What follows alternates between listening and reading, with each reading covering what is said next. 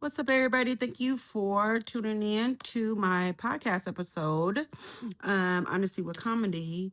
I'm naming this podcast episode um, Environmental Shaping, right?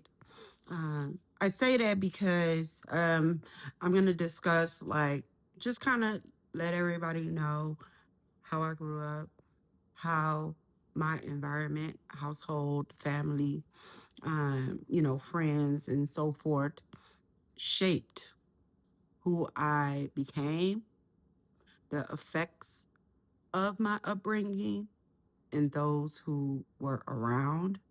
Did I take anything from that, good, bad, or indifferent? Um, and how has it affect my adulthood? Honestly, do we really even ask ourselves that type of questions? I don't know, but so I ain't scared to tell my age. A lot of people is. I'm 44. 44, proudly 44. Yeah, because a lot of people don't even get to that. Okay? So 44. But, so I grew up I was born in Chicago, Illinois. Uh, from what I know, both parents were present. Well, I knew my mom was present because, of course, hello, how would I be here? Right? But yeah, so I think both parents was present at that time and stuff. But my biological dad, he abandoned ship for another woman. I may add. Could you say ancient that? But, and she was living in the same building as well, which is crazy. But so I think around 9 years old, he departed upstairs and whatnot, not to the Lord, child, just upstairs, the next floor. And then left my mom with me and my two siblings. Um, but when my dad was present for the most part, as a especially as a girl, you felt protected. I remember my dad used to walk. Oh, talk about the Underground Railroad, child, to Freedom Land. He walked everywhere with that big ass boombox.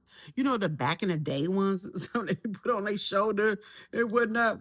Yeah, those. So I do vividly remember him walking, with us and stuff, carrying that big ass boombox in Chicago. But you feel safe, right? Like this is dad here, cool. And me and my dad was close, for what I know. I'm his only girl, so I'm pretty sure I was his favorite. But anyway, um, but after I think I like around 9 or so, yeah, that's when he departed, and I, we ain't seen that fool since. And I mean, it is 2026, honey. All his kids and had kids, and they kids and had kids, and he's still gone. But my mom, I think when my dad left, what do I feel like I lost? I think when fathers leave, especially with girls. I mean, I know it does have an effect on males, of course, because that's who their role model is. That's who teaches them manhood, right? And so forth. But what does it do really for us women?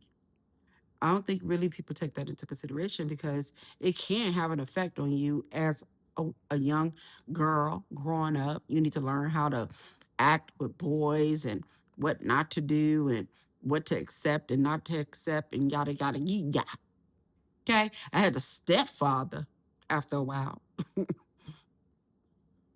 but I don't think none really is like that biological father because I haven't had the privilege of having that feeling, what it felt like to say dad, you know, and I wish I had that.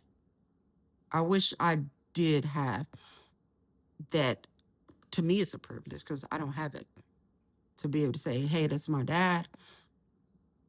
I had a stepdad. He passed in 2021, but The ones who really have a dad that they can still call or whatnot, or even had it for the majority of their high school or even adulthood, say, hey, dad, calling and checking up on them and stuff. I didn't get that privilege, and it sucks. So I'm not going to get teary eyed, but anyway. But once my dad left, I felt like that produced anger, trust issues. I had a bad temper. Um, I got more aggressive. I I didn't know how to trust dudes.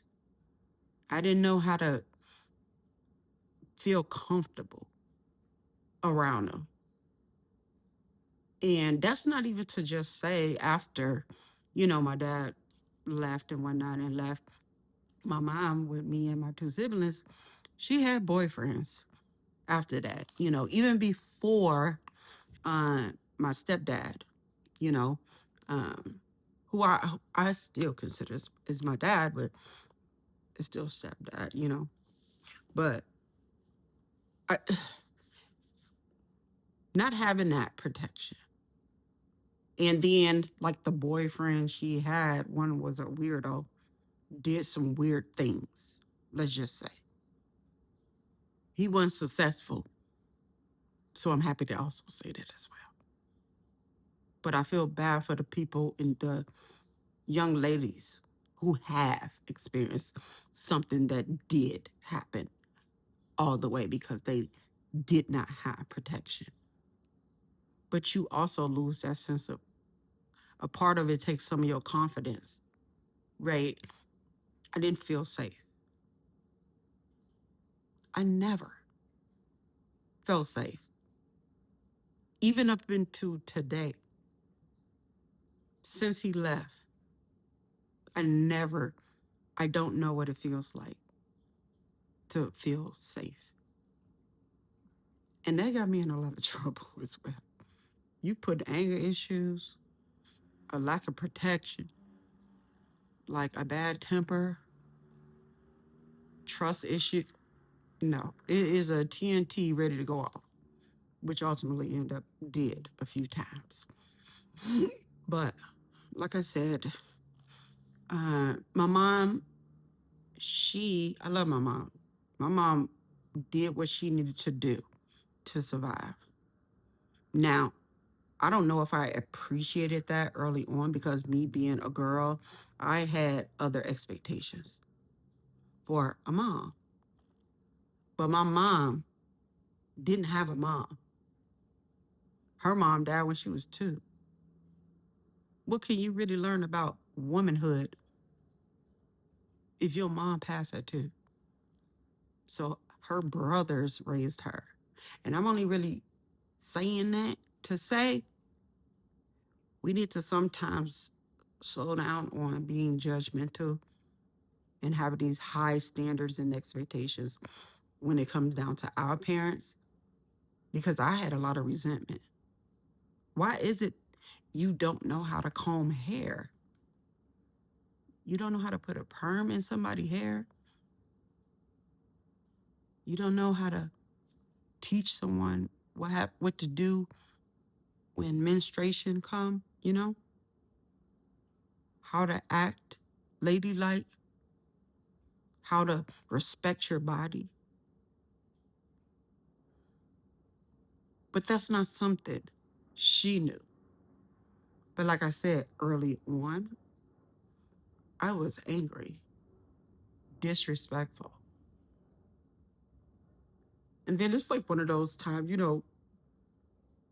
unfortunately, and it is a no no. I'm saying it right now. It is never okay to disrespect your parents. It also is a sin if you read the commandments. But still, early on, I was so angry. Not that it was her fault that my dad left.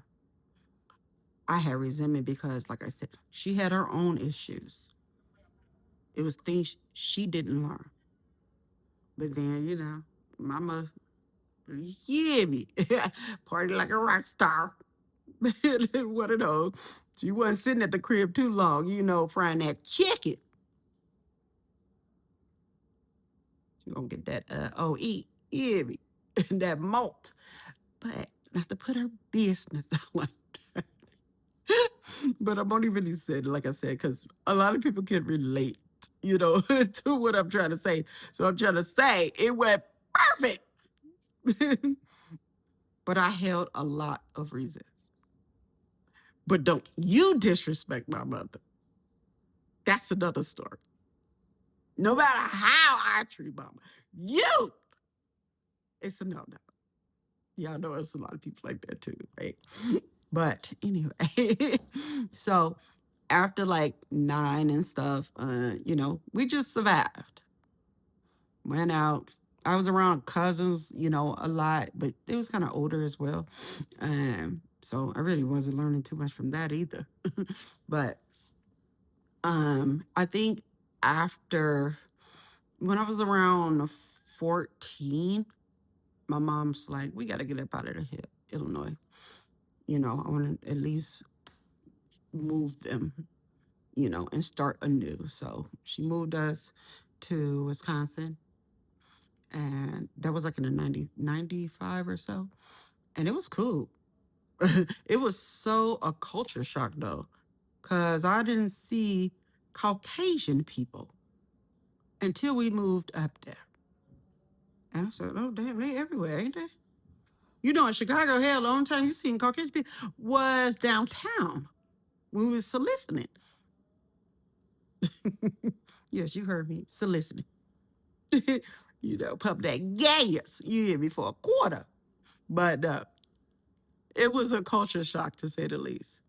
And then coming up with all of the inner issues I had to this nice, cozy city and state, I didn't know how to act. What's crazy is I think all that aggression and, what I'm saying, hostility and your paranoia, it all works well in Chicago because everybody about the same, right? So you really don't stand out like a sore thumb. But then moving somewhere that you would stand out like a sore thumb, yeah, became an issue for me. But what's crazy is I didn't even realize how much anger and resentment and rage I really had inside. If you talk about some therapy and talking to what African American households, you really, really have an opportunity to express your feelings. We got to do better at that. I can tell you that much. That's something that I took though, because when we did move, I lashed out. I mean, I think we moved when I was age 14. In that same damn year, I went to jail for the first time out here. I released the beast on Madison. It was all like suburban town and whatnot up here. Like, really? The sun shines everywhere, not just on, Hillside Avenue. I didn't see really like raggedy ghetto areas, hoods and stuff. If they call them hoods, they didn't look like it. It wasn't no abandoned buildings. I didn't see no alleys. I didn't see no beware of rat signs. You feel me? So it was like that. It was like suburban town. So I don't know. I think, yeah, all that anger came out. And I started getting a whole ass. Going to jail back to back to back to back, spazzing. But I didn't recognize that as deep rooted issues. I just thought like it was just spontaneous because that day I was just mad. Well, it comes from somewhere, honey. But when we did, my mom, started working and stuff, she was on her business. Let me tell you something. There is one brave ass lady to decide I'm finna take my three crumb snatching ass kids and we gone for a better living. By herself, I didn't even really look at that at first. But that is some real, real powerful shit. Yep. You come when you get older and have your own kids and whatnot, you come to learn to respect the struggle. You come to look at what your parents actually did, even if it seems small, it was significant. Because had we stayed back, there's no telling what would have happened, especially to my brothers.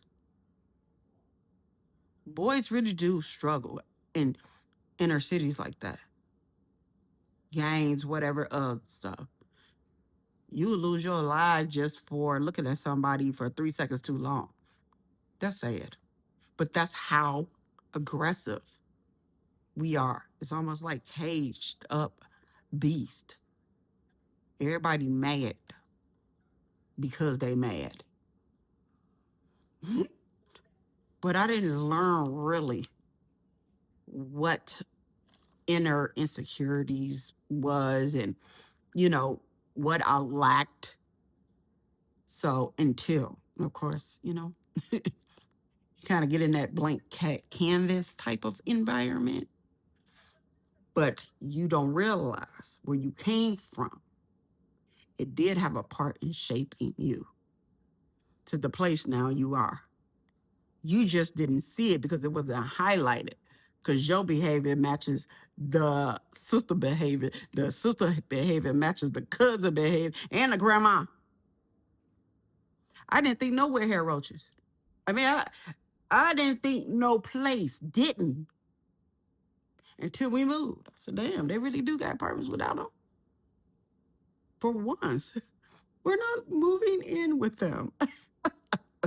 Because normally they're already there. So hell, we they tenant. Oh, child, I got a real PTSD for those. But anyway, we'll talk. Anyway, but no. So, like I said, moving, I literally lashed out. I had no respect for authority, and I mean authority. Older people, police. I don't give a damn if you was the government. You was gonna get this finger. Just mad. But it did me no damn good. I didn't realize, like, damn, I'm just really messing up my future, chat. But I also carry a lot, like I said, a lot of that anger I had with my mom. Now, she is the parent that I have left. Yeah, she ended up meeting my stepdad. He ended up moving with us, but those who know, you know what I'm saying? He coming up here like, fool, what? Stepdaddy, you better step your ass outside. That's it. But you're not gonna give me no 5 steps to be quiet. Step up out of my life. But eventually he grew up. He grew on me. So, especially when he snatched up the rest of the kids. But anyway, but that was the father figure that I had. But he never had kids before. You know, he was a grown daddy's boy, right? And then he was with my mom with 3 kids, and we already old enough to tell him to get up out our face. No respect for elders. But he did try. And then long, moving forward, he grew on me. And I started to present him as my dad. But it still took a while. But the effects, you know what I'm saying? I didn't call him dad. That felt weird. Like foreign. Dad. I don't know what that feels like. So it's like having a yearning and stuff for that as well. So he did trying to figure out life on top of that. And then, my mom, she didn't know how to do hair and to have those type of talks and stuff with her daughter and whatnot. She figured out life the best way she could as well. But I was still angry, not knowing really where's it stemming from. Pretty much until it's damn near too late. Well, I guess if you breathe it, it ain't technically too late, but Too late when you got multiple mug shots. You feel me? Before your 18th birthday. But so after we moved, she got a job. She started working and whatnot. First we was in the shelter, but then she got a job, started working and whatnot. And then she just kind of, she grew. My mom, business savvy now, she will be very resourceful. So I learned to be resourceful. I might not learn how to comb these naps from my mother, but I know how to go ahead and take care of my business. Food stamps in a brown bag and all up in the mailbox. Make sure you get the book. Those who know, that grew up on them. Gotta love some stamps, child. And they got the EBT. But I think it came out even more so when I got pregnant. Here go that teen pregnancy stuff, Ed. But that's that lack of parental education as well. 14, then 15, I get pregnant. A year after moving, I get pregnant. I really didn't mind too much because honestly, I was already taking like the mother role of my mother. You know what I'm saying? And helping my brothers. I was learning to cook fried chicken. I remember standing on a crate frying some chicken at 9 years old, 10 years old. I don't even know how I learned how to cook, child. But I guess it's in our African American DNA or something. Because how the hell we know how to make all this food? I still don't even know. But I am good at it anyway. But so when I did get 15, well, my mom did put me in high school. I forgot that. She did put me in high school, and here come the Tasmanian devil child, spinning all around, snatching up people and security guards. No home training. Then I ended up getting expelled from high school freshman year, shortly after starting. That's when you realize you really is angry. You just leaving a whole mass of destruction behind you, ain't you? But we don't recognize that, right? It's just a moment. That's how we're gonna look at it. That's a moment. Everybody entitled. But so after that, getting expelled, then I get pregnant. Then my mom put me in a pregnant school. Get your education while you pregnant, and they help teach you how to, take care of your children and whatnot. So I had my child at 16, and yeah, I got expelled from a pregnant school. Child, you had to be angry to get expelled from a pregnant school. I snapped more ways than one. That's the inside bottled up hostility I'm talking about. But I wasn't scared because it was almost like, even though you young, you still feel like you mature. Like I knew I wasn't gonna be like a deadbeat parent, even though I was young, because I already had the experience of taking on that type of role with my mother and two brothers, you know? But you don't realize that chews you up as well. And it starts to create even more resentment, anger. Like you don't even know how to relax. You always on go. Because who gonna protect this household? Okay? It ain't gonna be OE. But my brother seemed to be doing good and everything with that. But still, I struggled. And then, before I had that, had my child, learned how to get my own apartment, help, of course, and then working, moving, so forth and so forth, right? But even pregnant, I still would get arrested. It didn't stop that inner anger. It didn't. I just didn't even realize that I was just completely unraveling out of control. And then why?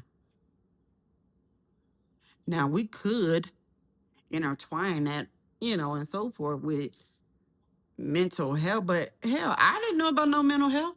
I didn't even know the word mental. It was just crack crack. That was normal response to me, right? We're not taught that. Oh, you got mental health conditions. What is that? Anyway, you mentally exhausting me. How about that? But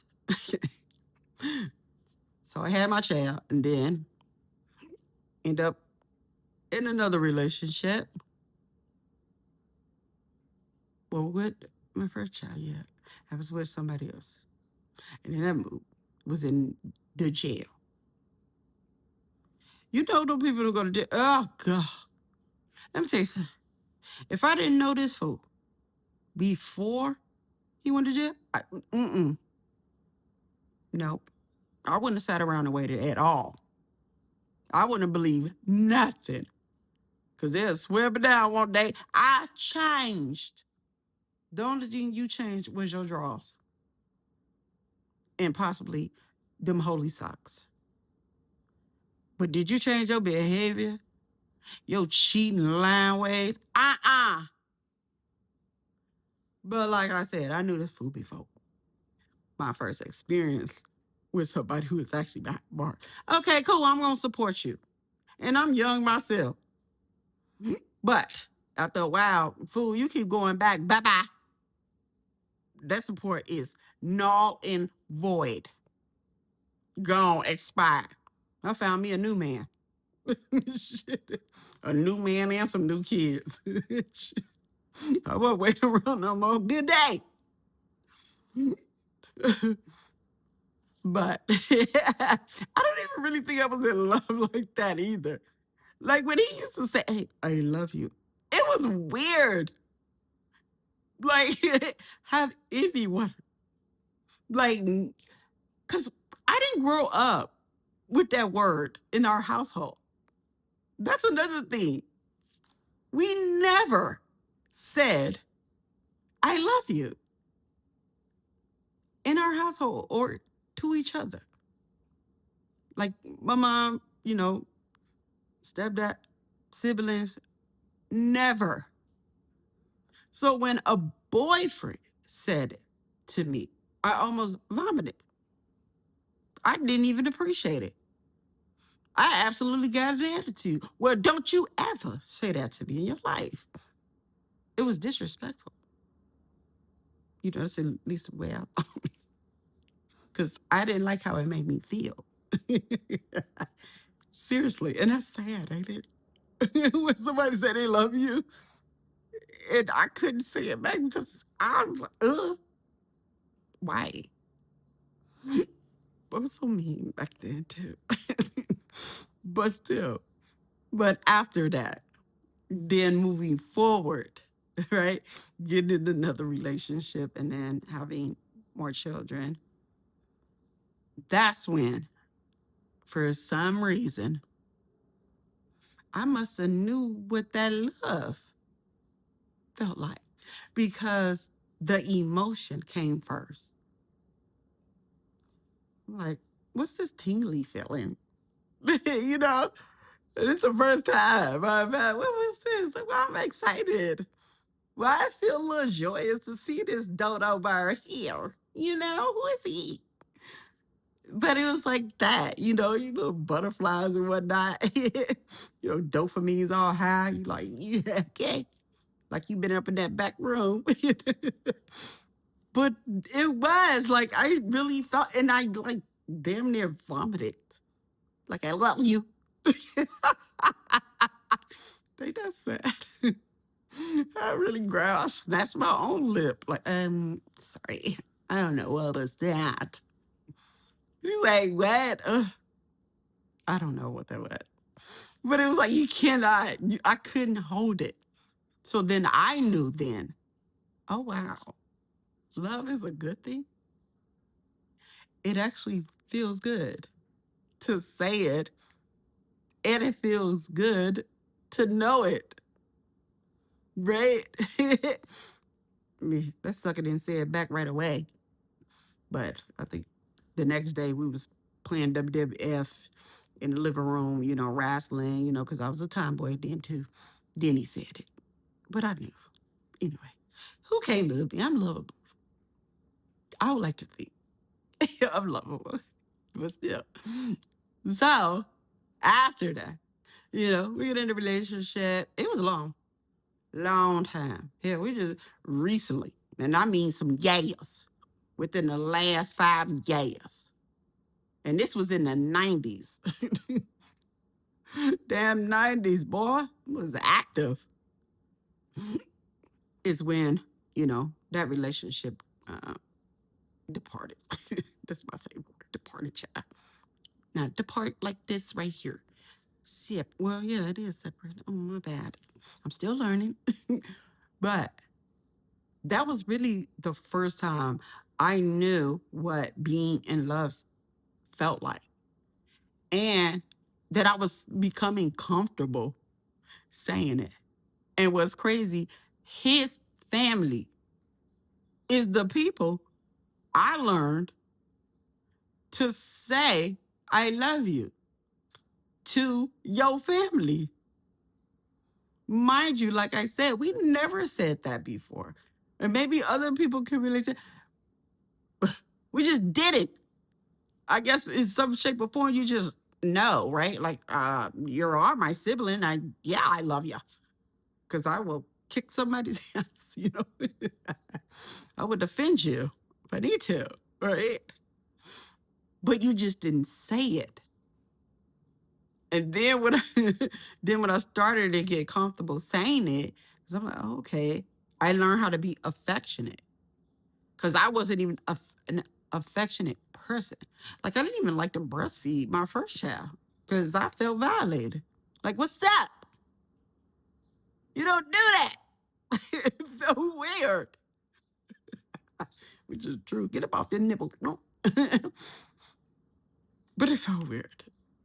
But when I seen like him and his family, you know what I'm saying, affectionate, loving, hugging, I said, what kind of family is this? Ew. But it eventually started to grow. That's when I'm able to identify, like, okay, love means hugging, saying I love you when they're leaving or you're hanging up or whatever. You just sound you express it's a good thing. And then I started to get more comfortable with it, and then which helped because then I can be affectionate to my children. Because there's a lot of young parents, they don't even know how to be affectionate to their children. So after some years, I eventually end up with 3 of them, 3 little rascals. I would honestly say if I didn't meet my ex-husband, right, and was around his family, I don't know if I would have had learned to that it's okay to show affection and say I love you. I will give them that. I always say that, right? And then I had a friend who used to do my hair. Um, I seen how she was towards her children, hugging them, kissing them, so just loving. So I would take from that and then apply that to my family. And then eventually my brothers started to say it, because they felt weird when I first said it, like it was an infection or something. Like you said a bad word, like, whatever, don't do it again. But they eventually, right, started to get comfortable and they eventually started to grow on them as well, which is a good thing. Like, okay, we're supposed to be affectionate towards our loved ones. But that helped me because if I would have just relied on my upbringing, right, which is why I said environmental shaping, because had I not had that experience, right, with my ex-husband, his family, and then my friend and her family, then that, what you would say, chain of emotions or their lack of would would have continued with my children. They wouldn't have known to be affectionate. They wouldn't have known to say I love you and that that's actually a good thing. And then when they have their own children, now they can apply that to their children. Because I didn't have, like I said, so had I not seen it in my, I would say, space growing up, that would have been a tool that, a part of life, right? That I would not been aware of, comfortable with. I would have missed that. And I can't even imagine not having that towards my children. I think we get choices, right? It, we go through hell. Sometimes we do. Some even worse than others growing up, wherever you are. And then shit happens. Boy can jack you up as a human being. Although it did affect me in the most negative, it had the most negative impact. I would say in my early teens, even up early adulthood. Yeah, I would have missed out on a lot. I would have kept just going to jail. Well, honestly, I did with all my kids. Them anger issues was deep. But I said I love you. I'll be back when I get out on bail, okay? But I could have easily ended up not liking my family, just hating other people, not being able to want to do better for my family when I had children. If I just took what if I was just a product of my environment and I didn't make the put the effort in and the conscious decision, like, okay, this is a good thing. This is something I need to correct. I don't want to be bitter.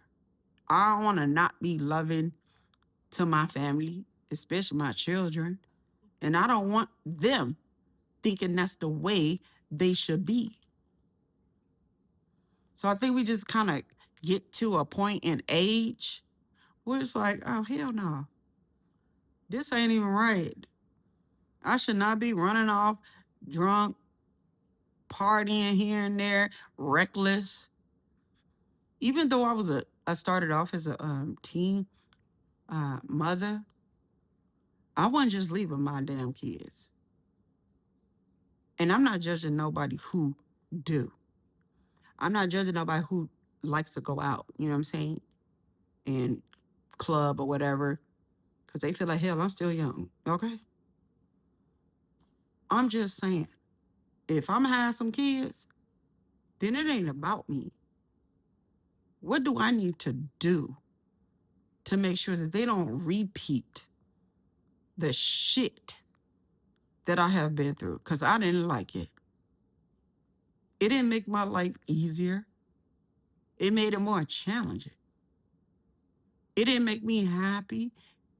It made me resentful, angry, and bitter as hell. To this day, I still have trust issues. And they run deep. But I didn't want my children not to be able to trust me. I want to be able to demonstrate to them, not only by my words, but by my actions, that they can trust somebody that they can at least have one person in this earth or on this earth, in the air and on it, that they know will have their absolute best interest at heart. Because I didn't have it. So the shit that I had lacked, I wanted to instill that in my children. Now, now, okay, that trusting, loving, that can push you to a break, but no return is will. But then now you just a whole damn people pleaser. You just taking on everybody damn problem. This called enabling too. Cause then now they dead, they done. They missing other tools, like how to boil this damn water. But you know I say I love you. Well, what the hell with that? I would love for you to learn how to cook this damn food. But that's there was some you say to work on, you know, down the line. They are really good cooks now, though, right? But still, that's why I asked. We get to a point in age just like certain things are not okay. Because you have to wonder, what the hell am I teaching it? Do I want them to be like me? And being like you, meaning you know how to act. When I had my kids, I said, the hell with this. Like I said, got kicked out of high school. I ain't had no damn GED. I had all three of my damn kids before I got my GED. But it was like, my mom didn't have, shit, I think she dropped off at like at fifth grade. I think that was okay back then. Okay? I'm not sure. Maybe a little exaggerated. Or maybe six. But I know she didn't get her ass about that goddamn, that with elementary school. Her or my stepfather. So they were two pieces of the pie, child. But who gonna help us with this homework? That cycle had to stop. Shit, my kids was helping me with my damn homework. No, but still, looking at that, right? I can look at my situation, like, shit, you know, the struggle was real. But my mom she did her best. And sometimes we got to look at her best is her best. It was what she had accessible, her upbringing. Sometimes we got to teach our own damn parents something because they didn't learn it. But I also have to give credit where credit is due, that this lady was so brave to get on a Greyhound bus 2:30 in the morning with her three raggedy children with a Jewel's grocery bag of clothes and some NyQuil, and go to a whole nother city and state. Nowhere to live, but a phone number to the nearest shelter. And it was on since then. And had she not, I wouldn't be who I am. I probably wouldn't have the children that I have. We don't know. One of us probably would have been burying each other by then. Who knows? But I carried that resentment towards her, thinking, oh, yeah, you should know this. You don't teach me this. Everybody mother this, you know, the whole comparison, do. That ain't fair. And I had to grow the hell up. I used to try to get my mom to take accountability for something. She just ain't that type, child. Okay? But instead of arguing, getting mad over and over and over, which created more resentment in me and more anger, right? I had to chuck it up, deuces. Meaning, I got to accept her as is. Now, I have the option and opportunity to do better, to learn more, right? So I can add that onto my repertoire. Is it repertoire? Whatever it's called. See, you stop using big ass words. I said I got that GED. So I should have just said list of behaviors. But I don't think we actually consider stuff like that. We can't get them to, you know, some of these parents, Chad, no, they ain't gonna admit to none. They will argue a whole lot. They ain't taking no accountability in that. But instead of getting angry, like, okay, I already know this lady. I'm just gonna forgive for what is. Yeah. And then looking at her background, it's like, what else can I get from her? Nothing. She limited on what information she has or traits she has and the things that she is capable of. That's limited too. So I can forgive that. And then, okay, now it's on me. What I need to learn so my kids won't be saying the same damn thing. Like, damn, mama don't know how to do nothing. Well, I'm going to get this GED, child. So I got my high school diploma. All my kids was there. And then I went to college. So, and I hate school. Oh, but I did it because I didn't want my kids not trying.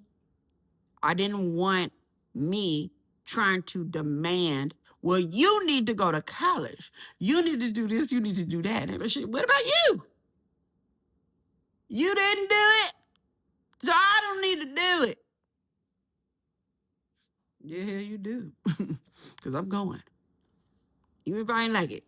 But that is, I wanted them to see. Like, okay, keep going. Yeah, keep going. You might fall, but keep going. And then my mom could be proud. And we're not just continuing this generational lack. No, I don't want you out there in them streets like that. I'm going to snatch you up, all up in your business. I didn't want them to have to grow up so fast.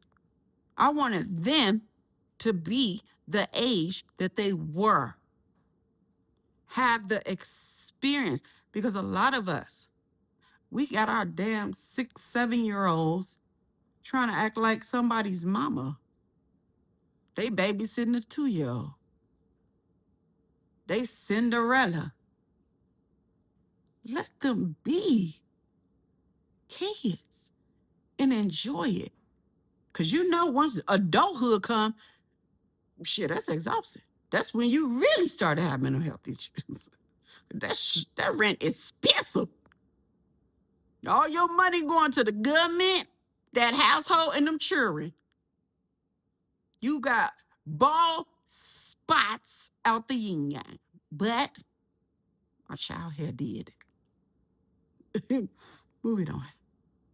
But I'm just saying that I wasn't going to let that keep me stagnant.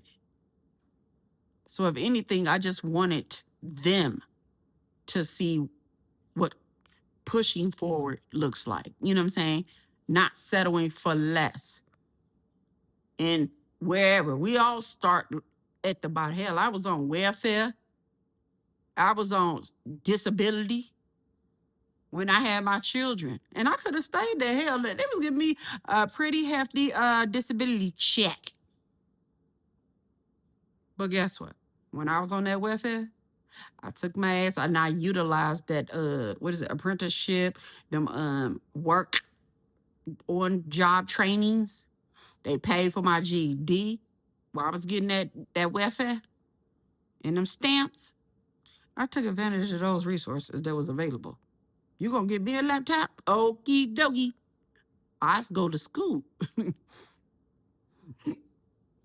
And then after that, I said, okay, well, hell, let me go ahead and take up some college courses. Did that. And I was on disability. Still have my rent. Income for my rent. I mean, it ain't that much, but still with 3 kids and rent, hell, that disability check was gonna be gone quick. And that only comes once a month, for those who know. I ain't got time to be waiting a whole damn 29, 30 more days until another damn deposit comes. Because these kids hungry and they need clothes. I could have settled in if I wanted to. But I said, no. Well, then while I'm getting disability, going to school. Then I'm going to use that to cover up the rent and keep it fucking moving. Get a car, something. And then get my damn college education, some secondary education. And then that helped be able to set you up for the next move. Okay, then now they're offering internships, up part time, limited term, something, working for the state. I just kept it moving. I wanted them to see me grow. I wanted them to see what it looked like. I didn't want to stay this angry, combative, aggressive ass young girl. I didn't. Because then who am I? If I'm going to tell you something, I'm going to lead by example to my best ability. So that's really, and I was proud. It's something to be proud of. I want my kids to be proud. So then they can be excited about what they want to do. And then keep it moving, honey. Now, these kids, they've been through some little hiccups, but for the most part, they are 3 awesome ass kids. I'm not lying. Yes, did I have to put these hands around a few times? Who hasn't? Ain't nobody damn George Jefferson, okay? And we ain't the Jetsons. But still, for the most part, they knew the core morals, integrity, help. Don't be stealing from others, stuff, regular stuff. Learn to say, I love you. And those 3 is thick as thieves, child. But I'm happy with that. I'm proud of that. That really does make me happy. It's to see that the things that I chose to change, to add into my household that was missing actually paid off. Paid off. Ain't nobody perfect. But getting your ass to 18 years old, loving and protecting and being independent, hell, okay, you gonna get claps.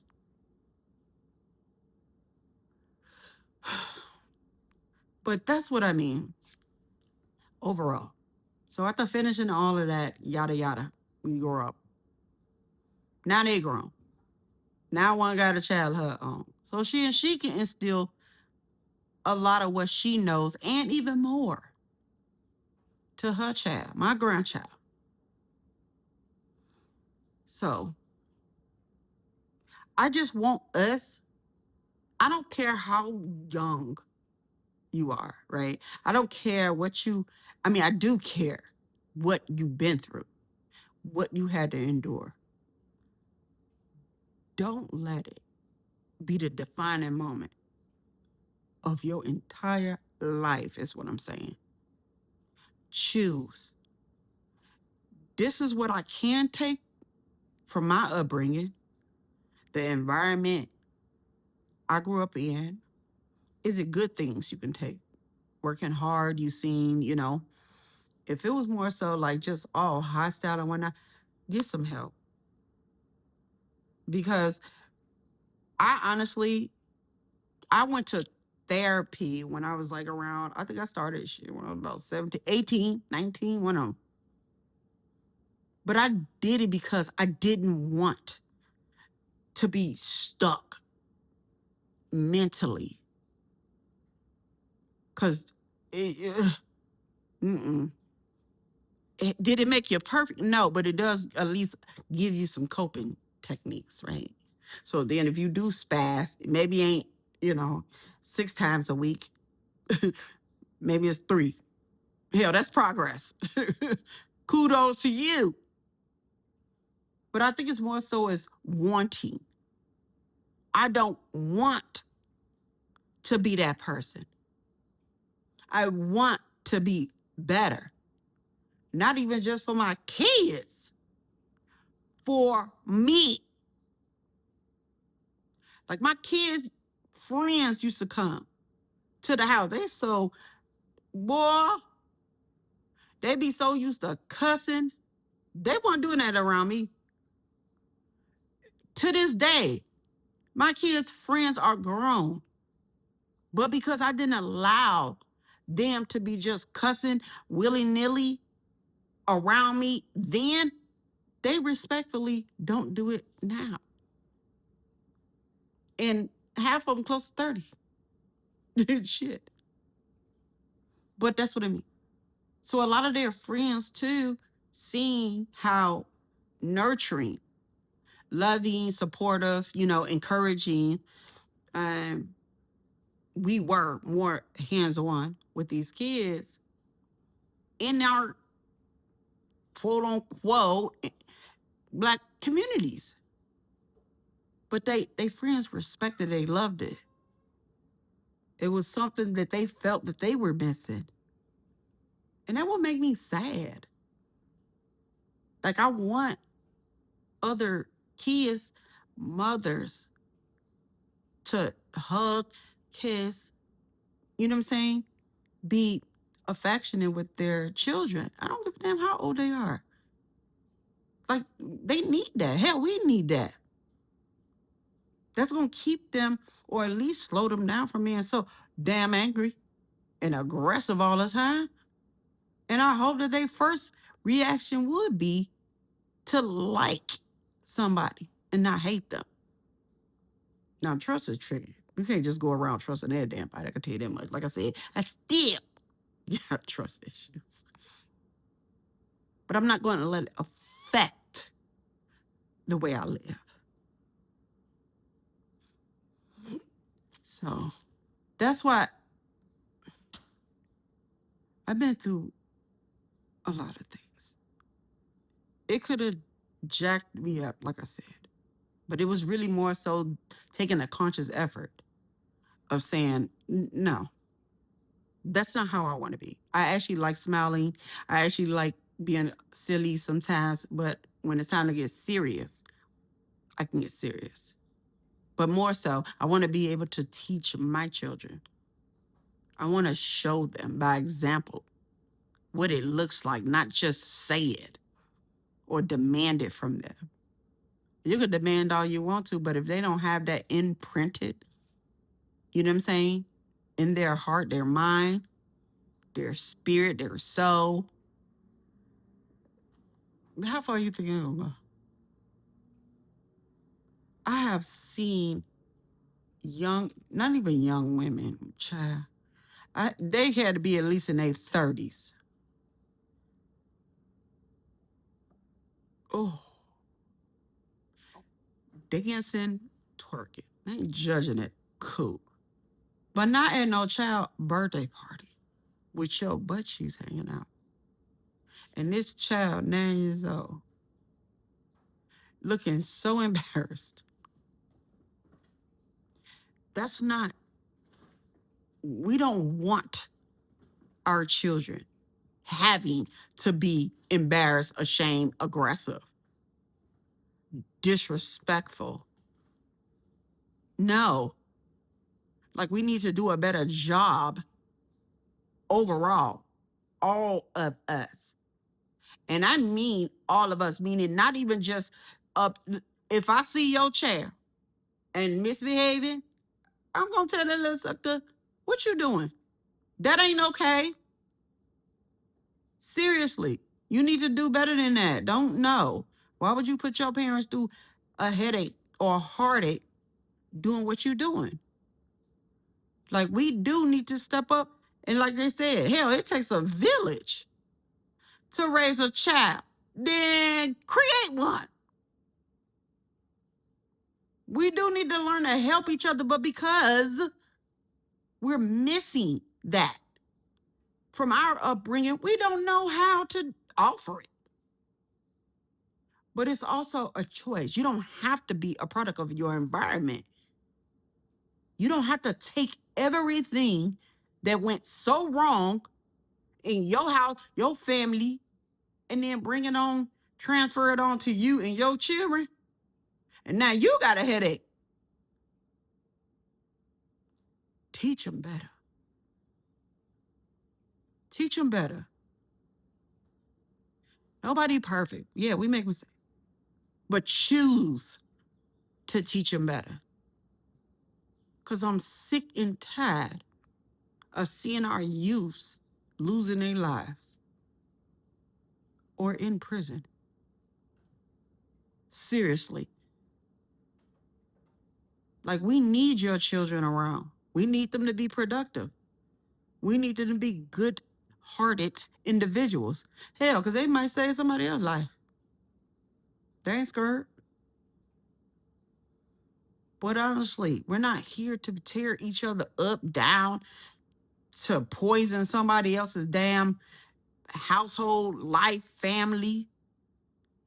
And it does. Your way and upbringing does shape who you are. But you also get to determine what shape that's going to be. You going to be a circle, a triangle? Hey, I might want to be an octagon. Whatever that is. So I think it's more so my story, I would say, this episode. Now I will drop a video talking about my mental health because I've dealt with mental health as a result, of course, upbringing plays a huge factor. There's a lot of mitigating circumstances as to someone, whether it's hereditary, hell, environmental, situational. Hell, I learned them all, child. I probably experienced all effects of that mental health. So, and that's very important. We definitely need to be way more open and transparent when it comes down to mental health. For real. People are ashamed, none to be ashamed of. I don't give a damn. Judge me. Good for you. Long as you hear me, then it's cool. If you judge me, then cool. You heard what I said, and hopefully it will help you. But anyway, so with that, I had a question for those who do watch this episode I'm uploading. Just think about it, okay? Does your, upbringing or your environment of which you grew up in, does it play a role in your current life? Right? Think about that. Does it play a role in my current life? And then how does it show up? How does it show up in my current life? Good, bad? If it's bad, then you might want to go ahead and click that notification so you can get that link or notice when I upload that mental health, because that's going to be the next issue until you do something about it. If it's good things, great. Then implant that in your children. So then they can implant that in their children. And then even more stuff that they learn. But if it's something bad, then assess that. Assess it. Where did it come from? Where's it rooted? Do I even want it? Is it affecting my life negatively? Then I don't need it. I need to address it. I need to fix it. I need to get some help. And help don't necessarily always mean medication. It can be just venting. It can be just acknowledging, having self-awareness. And one thing with me, I've never been in denial about anything that has been wrong, right, or whatever in my life. I'm not one of those. I would take accountability for anything. If you tell me I got a bad habit or something, I'm like, yeah, you damn right. Thank you. But I would admit to it. You cannot grow being one track minded. Or if you're one of those people that don't like nobody telling you the truth, then shit, I don't know what you're gonna do. But you probably gonna end up in the back of that paddy wagon if they still got them. But still, trust and believe. Assess your whole environment and then determine, does it play a role in your current situation, relationship? Hell, you might have seen somebody getting beat up, and then you think that's the way you should treat the person in a relationship with you. Shit. Nope. You need to go ahead and remove that tool out that toolbox and replace it with some help.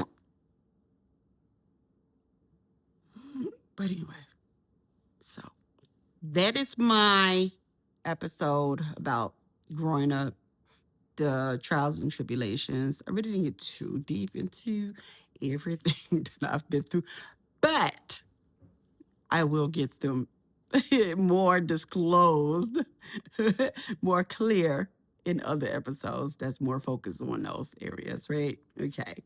So I'm gonna try to post or upload another video on maybe Wednesday.